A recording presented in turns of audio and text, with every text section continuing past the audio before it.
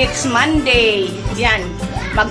Mga weekends, dito lang ako sa bahay kasi naglinis as usual.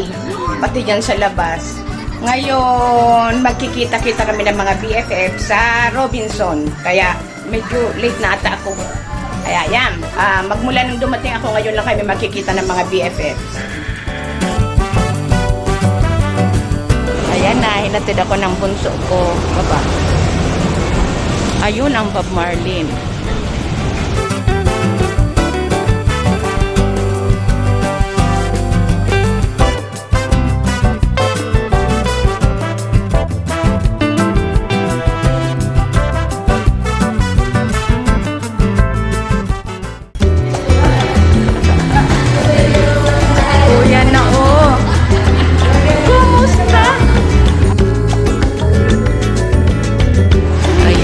Mga BFF.